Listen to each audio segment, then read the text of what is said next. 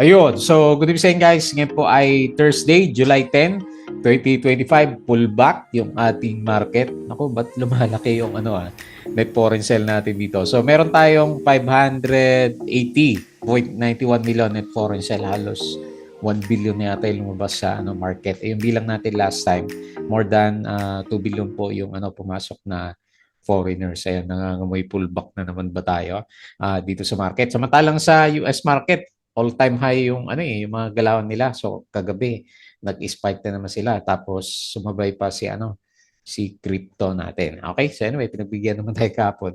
Maraming mga stocks natin yung maganda yung galawan po nila kapon. So pag-usapan natin is mga mix na stocks. So na-close pala tayo below 6.5 ulit. 6,463.2. Nag-drop tayo na negative 0.63%. So, pababa pa rin yung mga bank stocks natin. No? BPI, negative 2.4. Properties na pullback na rin. Negative Ali, negative 3.36. Ayan. So, mix yung galaw natin. So, anyway, ganun yung overall na picture ng market. Parang tahimik naman. No? Wala naman masyadong negative sentiment sa mga, especially sa mga casino stocks natin. Di ba? So, unti-unti, nagbabounce yung mga natin. Yung mga merong alaga ng plus. Ayan. So, siya po yung nauna sa listahan natin. At nag-up kasi siya ng malakas din, 8.22%. Pero isa lang din yung kapansin-pansin sa kanya, nagtitake profits yung mga sumalo last time na foreigners. So meron siyang, o baka nagbibenta pa rin yung executives, negative 77.34 million na net foreign sale. Pero okay lang, maganda naman yung galaw ni Plus. Next, PhilWeb. So patuloy yung breakout na ito, 3.03% positive. And then meron siyang 1.42 million net foreign buy. MRC, sideways lang to, pero gumalaw naman siya. 3.53%. Marami yata may hawak ng MRC o nandiyan sa trending stocks. Meron siyang 1.37 million net foreign buy. Tapos si Macro Asia, ito medyo pa-breakout o nag-breakout. So meron siyang 5.25% gain sa market. Meron siyang 2.03 million net for buy, and then si BHI o nag-drop. Ito yung malakas yung sipa kahapon, no? So nag-drop siya ng 10.53% ng alate. Meron siyang 600 or rather 99.2 K net foreign buy, and si TAP, yung mga top notcher, hataw pa rin, no? 4.55% taas ng RSI, no? Meron siyang 51.95K net foreign buy. Okay? So ito yung pag-usapan natin. Disclaimer sa mga bago sa channel natin, as usual, yung ating review is for educational purposes lamang po yan. So huwag mong gagamitin to as a reason para mag-buy, mag-sell, or mag-hold na stocks kasi meron pong risk na involved sa market. Due diligence na lang po kung stocks yung gusto mo bilhin. Okay? So kung bumili ka ng mga casino stocks natin, nag-bounce na po sila. Okay? So tingin tayo dito sa And dito sa ating Palami Trader na YouTube channel, follow mo lang po ako dito, subscribe ka para updated ka po dito sa reviews or kung sumo-join ka po dito sa pinaka-trading community natin. So kung naka-join ka o naka-subscribe ka lang, check mo lang po yung daily uploaded videos natin. Wala na yung natin. So halos palapit ulit tayo sa 1K na views. Company reviews, mga sample trades sa market, basic indicators. So nag-aral ka ba? Tignan ulit natin yung mga learnings dito sa market. Tapos fundamentals, yung mga risk management, and yung ating PSC stock market studies naman. Okay? So check mo na lang yan sa crypto. Dahil hato ang crypto, check mo po yan. Yung ating Palabay Trader Crypto ko na YouTube channel, subscribe ka lang po para updated ka sa mga reviews natin. So yun nga, namamayat pag yung cryptos natin ngayon. 112K na si Bitcoin kung hindi nyo pa napapansin po yung galawan niya. So medyo malakas yung sipa niya. Nagsettle yata sa 111K. Pero marami sa mga individual na cryptos natin is talaga naman maganda po yung galawan ng ating crypto. Baka mag 115 na tayo for the week. And then sa social media, follow po ako dito sa ating Facebook account na Palawan Trader or dito sa Facebook page. Check mo na po yung mga posts natin. Bodega Pig, yung mga articles natin dito sa local market, Twitter. So dito na yung pinaka-summary. Ano ba to? Meron ba kayong stock na infradebt? Ayan, binawi yata yung withdraw its consent from 8.86 billion settlement agreement. Ayan. So, saklap naman yan. Okay. So, tingin muna tayo dito sa summary ng markets natin. So, okay. Tinatamaan pa rin talaga finance. So, negative 1.1%. And then bumawi naman pala ngayon yung mining stocks pala yun na mayagpag. 2.42% followed by services. Ay, baka ICT pa rin to. 1.18% and then nag-drop si holding firms din natin, yung mga big caps. Kasi meron tayong 580.67 million at foreign sell. So, medyo sila, lumalabas yung foreigners. PSE total return, ano ba to? 1 year ba to? Mid-cap, dividend yield, ayan. Meron pala siyang summary na ganyan na nilalabas. Hindi lang natin yung babasa. Okay po, so yun yung pinaka-summary ng market. Foreign funds sold, BBO, BPI, China Bank, Metrobank, ACE-N, FPH, Meralco, SCC, tapos si CNPF, DNL, EMI, CIC, ABA, AC, Aboites, Ali, Erit, CLI, Globetel, Converge, API, Bloom Plus, sold, net foreign sale pala, Robinsons Retail, 7-Eleven, at saka si OGP. So, foreign funds bot, ito naman yung mga pinagbibili po nila. So, sino ba yung pinaka natin ngayon? PNB, Security Bank na, medyo mahataw.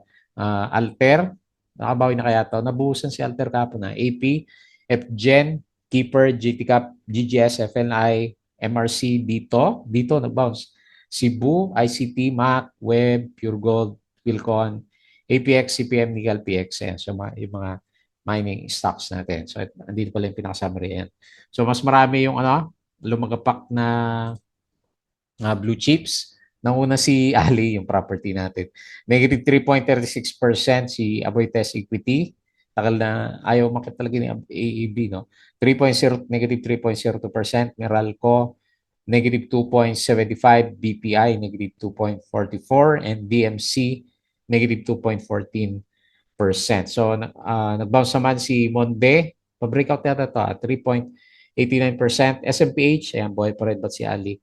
Naiwan. 1.83%, JT Cap 1.58, Globe 1.22, GGS 1.22%. So more halos 1/3 lang, no. Konti lang yung yung medyo magandang galawan ng mga big caps natin. Okay? So, yung mga merong sure pass, ayan. Naging sure loss si sure pass natin. So binibenta niya yung kanyang stake kay PT Simbilan Digital Investama as part of efforts to improve its equity position. Wala na yata bagong product eh. Ang lakas dati ni Shorepass, no? Yung, meron sa mga digital products hanggang sa mawala na lang. Ano ba yung concept niya dati? Parang meron siyang pinopromote pag walang kumita yata. Pag hindi kumita yung pinopromote niya, wala siyang makukuha. So, ganun yung business model niya last time, which maganda yon sa mga advertisers nila. Pero para sa kanila, actually, hindi maganda kasi wala siyang kita. Ayan. Ayala Corporation declares 4.6 regular cash dividend. Tapos, hindi yata sila gumagawa ng mga games. Wala tayong nakikita na post si Short Pass. Okay, so may dividendo si AC, DNL, hindi rin gumagalaw to, has received approval from Philippine Coconut Authority for its organic pesticide crop guard. So nung alas 12, mix pa tayo. Oh. Ganda pala kanina. Oh. Sina GGS, Converge, more than 2% kanina. Balance lang siya kanina. Pero anyway, nagkabusan na ng closing. Philinvest has secured regulatory approval to raise 8 billion peso through a preferred share offering. So Wong Ji joins Converge board. Park Won Ji, former CEO of Naver Cloud, as part of the firm's board. Basahin, Wong Ji will assume the seat vacant by newly appointed SEC Chief. Francis Lim Park has more than 30 years global experience in cloud and digital infra. Ayan, may edad na rin. So, Top Line acquires fuel stations. So, matagal na to Ako na-post ko ulit. Shorepass is in early discussions to sell a stake in Indonesian firm PT Simbilan. Ayan. So, basahin nyo lang yung great success story at saka biglang drop ng siya. Maganda sa ano 'to, sa mga learnings, ayan, mga learnings sa mga companies. So, ang ganda pa naman ng umpisa nila dati, no? Grabe 'to, eh. Tapos bigla na lang nawala. Converge said, okay, yan din yun. Online gambling leaps PAGCOR revenues, drives funding for government services. Kaya medyo good vibes na yung mga ano, mga kasi online casino companies natin. Ayan. Nag-diamond hands ka ba? Ako nag-diamond hands kay ano, kay Plus. Share buyback fruit at saka si Cebu. SM Prime has earmarked initial 25 billion for its first premium residential venture. Alas Yis, okay, mix na talaga. ICT, nandiyan, 2.36% kanina. Okay, dalawang beses ko na-repost si Showpass. I-ando natin yan. So, PH exports to US face 20% yung tariff natin. Baka ito rin. Isa rin sa mga net foreign sale natin. So, babayad tayong tariffs na 20% sa US kapag mag-export tayo ng mga products. Normally, mga electronic products yung export ng Pilipinas. The acquisition is being financed through a combination of bank financing and internal generated funds. Para kay top line yan. Tapos winners and losers kahapon, si Rason, si Pangilinan, Monde, bumawi ngayon. Si Consuji, okay, hanggang ngayon drop pa rin yung stocks niya. OpenAI, kung gumagamit kayo ng chat, siguro naman halos majority yung sa atin gumagamit ng chat GPT, di ba? To release web browser in challenge to Google Chrome. Okay, so bagong search engine ang gagawin ni OpenAI. Pero AI, ano siya, parang halos halos ganun din, no? Yung chat GPT, yung style yata niya. Tapos, Nvidia becomes first company to hit 4 trillion. Laki, no? In market value. So, yaman ng mga shareholders natin yan. Bitcoin, so mabot tayo ng 112K kanina. 50, hindi pa pinapansin to. Ito na yung pag-akyat ng mga mining stocks. Kapon hindi kasi pinansin, eh. 50% US copper tariff will raise costs for manufacturers and may lead to higher consumer prices. So inisip ko, mining stocks, di ba? Mataas yung galaw ng mga mining stocks natin. So Nasdaq, Nvidia, alerts, ito na yun, yung 20% tariffs, and then okay din yung galaw nila kagabi. Malakas ang galawan dito sa US market. Okay? So, patalastas ulit sa mga bago sa channel natin. Yung mga gusto po ng guide sa trading sa Philippine markets, gusto yung makita yung trade natin, and dito sa community, kung gusto yung sumali, sali lang po kayo dito sa Patreon channel natin. Okay? So, silip tayo. Hopefully, healthy pullback lang. Pero bakit ganun? Ang laki ng net foreign sale. 580.91 million. Net foreign sale, 6,463.2 and negative 0.63% yung drop ng index. Ang dami tuloy yung mga alaga ko na properties, naglalaglagan tuloy sila. Okay, so anyway, bullish pa rin naman yung itsura ng index natin. Hopefully naman, kahit pa paano, umabot tayo. Sabay, one day pa naman, eh. So, tingnan natin bukas, mag-reverse yung direction ng market. Ang bagal talaga ng galaw natin, no, sa Philippines kumpara sa US. Pag talagang good news, umakyat yung mga stocks. Pag bad news, lumalagapak sila. So, pero in the long run, yung index ng US is umakyat siya. So, sa atin kasi, very, very sideways siya, no? So, ang hirap mag-trade to ganyan. Tignan mo yung buong, So, naipit lang tayo from 5.8 to 7.3 or 7,000. Ayan, di na tayo nakalampas, oh. Ito, pandemic pa yan, oh.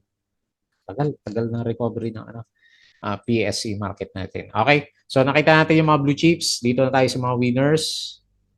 Hopefully, hindi maubos yung 1 billion. Pag naubos yun, expect may retest ulit tayo sa MA100. Huwag naman sana. Nakaka-recover na yung mga hawak natin na stocks, eh.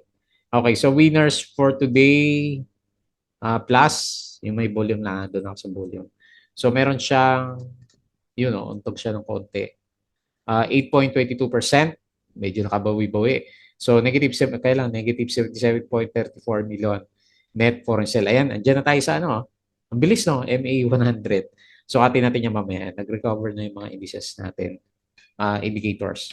And then, si Macro Asia, laki ng volume ni Macro. So, yan na ba yun? Hindi pa pala siya nag-breakout. Okay. Dito sa Conso breakout pero sa MA100. Hindi pa. So, nag-close siya ng 5.25% and net foreign buy ng 2 million. Tapos si dito, yun, kadito na ticks. Nag-up siya ng 4.72%. May net foreign buy din Hahataw na ba ulit si si dito natin. Top of the world pa rin. So, lakas RSI 97. 4.55% si Tech nabuhay pero walang volume. Monde, yun, breakout si Monde Kaya pala nasama sa trendy. 3.89% tapos si APX nag-bounce 3.42. Fruit kulang sa volume. Nickel 3.08 hindi pa rin naka-breakout. Tapos si AP, itong ganda ng galaw ni AP So meron siyang 2.5% and Security Bank. Ayan. Pataas si Security Bank pa. Pero overbought na 2.31%. Okay? Hopefully gayahin niya to. No? Dito siya. Sakto din position niya. Yung Conso area niya. Dito din. No? Ayan. Tapos sa 1, 2, 3, 4. Diretso siya. Hopefully ganun yung gawin ulit niya. May Security Bank natin. Okay. Losers, BHI. Pag-usapan natin. Mamaya. Wala namang catalyst kasi. Negative 10.53%. Keeper. Minus 4.49. Nag-breakdown na. Gusto ko pa naman sabayan to. Sabi ko, sabayan ko to sa MA100. Nag-breakdown na si Keeper. Ayan, watch out na lang. Pa-oversold na. SPNEC, nahirapan, minus 4%. STI, minus 3.85. Nag-breakdown na rin si STI. Ali, minus 3.36. Meralco, minus 2.7. Ba't pa downtrend to mga to? DNL, minus 2.41 and DMC, minus 2.18. Ayan, si Bloom nag-drop na rin pala. Negative 1.89%. Kaya pala hindi nasama sa trending stocks natin. Okay, so silip tayo sa global market. Mukhang mapula mamaya. So S&P Futures, negative 0.11. Dow Futures, negative 0.17. Nasdaq, negative 0.07%. Okay, so maganda. Yung galawan nila kagabi, Europe stocks, ayan, berde, and majority ng Asian stocks. Maganda rin yung dalawa. So, konti lang mapula sa global market. Tayo lang sa Philippine market. And then sa crypto, Bitcoin 111K nga po. Ethereum, nag-up siya ng 6%. So, 2.7 na ulit. BNB 670. Sol 157. Dodge up ng 4.63%. Si ADA nag-up ng 5%. Okay. So talagang buy the dips ka lang dito sa crypto, no? Kasi sumasabay sa galaw ng US market. Okay, so pag-usapan natin saglit yung mga trending stocks. Okay, so nahin po natin yung alaga natin na si Plus na mayagpag siya for today's trading natin. Wala na kasi masyadong nambabas sa kanya doon sa kanyang pag-ban. So malalaman siguro natin for the coming few weeks ulit kung may lalabas na balita kay Plus. Okay, so at least good vibes yung nakikita natin sa kanya. So pabalik po siya dito sa MA100. Maganda na to pag medyo nakalabas tayo ng 45 pesos. Kasi yung pinaka-fair value niya, 48 pesos yung pinaka-fair value niya. Di maganda na pag makabalik tayo dito sa may gap down area, then saka siguro siya magkaroon ng profit taking. Or pwede din naman bukas, kasi packet naman siya, is pwede siya mauntog dito sa bago mag-40, no? O bago mag-42. Pwede siya, 40 pesos, pwede rin ganun. Kasi ang kasunod naman yan after ng bounce, di ba? Diyan natin malalaman kung dead cut bounce yung ginagawa ni Plus. Pero based lang sa niya, dito lang sa itsura ng mga indicators niya, may reversal naman na. Ayan, so lumalabas na yung mga reversal signs niya. Tapos, ang maganda lang sa kanya, malalaki yung yung trading volume ni Plus.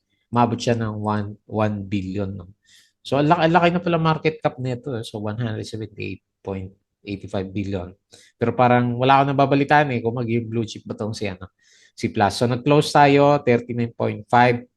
So, ang pinaka-support natin is siguro dito, around 30 to 34, no? O parang ito pala sinusundan niya, dito. Kung titignan ko lang yung ano ha, yung pinaka channel niya. Ayan. So kung medyo mauntog, yan na yung channel natin para sa bukas na review natin. Kasi maraming mag-uusap yan tungkol kay Plus ulit. So 8.22% nga po and then meron siyang kailang net foreign sale, no? Ilang araw na. Negative 77.34 million net foreign sale. Ayan. Very, very healthy yung volume niya after nitong malaking bearish candle. So, parang may equivalent naman tayo ng bullish engulfing candle. Ayan. So, bukas natin malalaman. Hopefully, sumakay siya sa MA100 or dito sa ibabaw ng MA9. Ayan. Bago tayo magpaka kampante para kay plus natin. Okay, so hindi naman daw isasara. Ayan. So next, si PhilWeb. Ito, lakas si PhilWeb Saglit. Doji pero parang flag formation eh. So medyo nahirapan siya na ituloy yung breakout. Ayan. O may double top siya dito. Pero tingnan natin bukas, malay mo, flag formation tong nakikita natin. Pero pag mahina, dahil Friday, asahan mo, meron tayo retest dito sa 3 pesos na. Kasi may gap tayo dito eh. Ayan. So, na-fill na niya yung gap, magagap yan, gap down kapag malakas yung profit taking niya. Pag hindi naman, syempre, tutuloy yung flag formation natin. So, minsan, ang hirap mag-decide, no? Kung iiwan mo na ba, iiwan mo na yung capital mo kasi meron siya mga flag formation. Kagaya din dito sa kabila dati, di ba? Meron naman siyang flag eh. Tapos biglang gap down. So, dito maraming matatrap sa mga ganitong itsura ng galaw natin. Pero wala pa rin siyang balita, no? Wala pa rin ang nababasa na balita kay Web kung ano ba meron sa kanya. Bakit namayagpag siya kumpara kina Bloom at saka si Plus. Okay? So anyway, base sa chart, medyo overbought na siya ng konti. Malakas pa rin yung volume niya. 32.53 million yung traded volume, 1.42 million. Net foreign buy, so 3% and close sa 3.4. Yan, bullish lahat ng ano niya. Bullish lahat ng indicators niya. Yung MACD, yung RSI, medyo maganda. Yung mga itsura po. Okay, next. MRC. Okay. Marami pa rin nakabantay kay MRC pala. Ayan. So, nag-up siya, nag-close na 3.53% and meron siya 1.37 million net foreign buy. Pero parang sideways yung ano eh, yung itsura ng chart natin. No? So, meron siyang malaking trading range na pinapakita. Walang naman kapansin-pansin sa kanya. Ayan. So, parang ito nga din yung range niya. No? Ito. So, nandito siya. Okay. So anyway, nandito naman sa taas ng MA20. So at least medyo bullish ng konti, di ba? Yung tingin natin sa kanya. Pero bakit pababa yung ano? Divergence yung ano nyo, yung indicators, yung RSI at saka MACD formation. Tingnan natin, mali mo, bukas mag-stay na siya malapit sa piso. Magpipiso na pala si ano, MRC ulit. So 0.88% nga po yung closing natin sa kanya. Next, macro siya. Ayan, at least may bago tayo na pinag-uusapan bilang si Plus at saka si Web. So, hindi pa natuloy, no? Medyo nautog siya ng konti, sa MA100. So, tingnan natin bukas. Currently, nasa resistance. Pero may balak bubutas na resistance na MA100 si Macro Asia. Bakit? Kasi malaki po yung kanyang, kung titignan mo na maigi yung volume niya. So, ngayon ko lang siya nakita ulit na nagkaroon ng 15 million traded volume. So, makita mo to from the last 2 days. Maganda siya. Hopefully magaya kay ano, kay BHI sa, 'di ba, lakas ng breakout ni BHI sa MA100 eh. Medyo bullish na rin yung RSI level natin. So, pupunta na sa overbought. RSI 60 plus. And then, meron tayong uptrend sa mga indicators. Ayan. Ito, nagsasabay siya, di ba? Uptrend, uptrend, and then uptrend. So, net foreign buy is 2.03 million and close tayo ng 4.25 kay Macro Asia. So, palabas na ba yung earnings na ito? Hopefully, maganda ulit yung earnings niya. And okay naman na yung mga earnings niya. No? Macro Asia. Then, BHI. So, ito yung ideal na breakout kahapon. Pero profit taking naman. So, medyo mahina yata yung ano. Okay, nag-bounce ng konti sa MA100. Kaya lang medyo bearish yung candle. So anyway, ilagay ko na lang dyan. 0.5 na pinaka support level niya. So pero kung papansinin mo, mataas yung volume niya, no? 19.03 million. Pero parang ito na yun, no?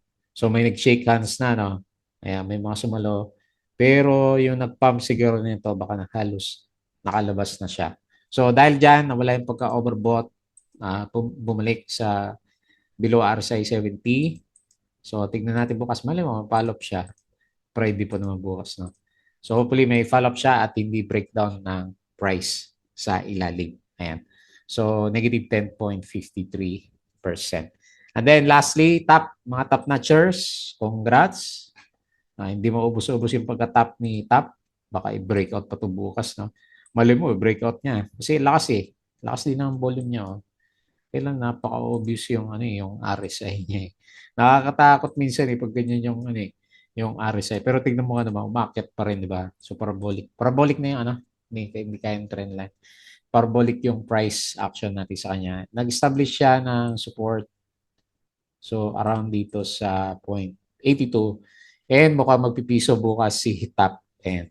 Abangan nyo na lang sa mga holders po natin. So 4.55% and close tayo na 0.92. Papiso na rin pala to si top natin. Okay? So yun lang muna yung ating review. Hopefully maganda naman yung closing natin bukas kasi si Bitcoin, si US nag-all-time high pero si Philippine markets nandito pa rin sa baba. Parang gusto pang magkaroon ng consolidation na prices. Kasi yung mga blue chips, wala pa rin masyadong makarangkada sa kanila. So anyway, tingnan lang natin for the coming few days. Okay po, so yun lang.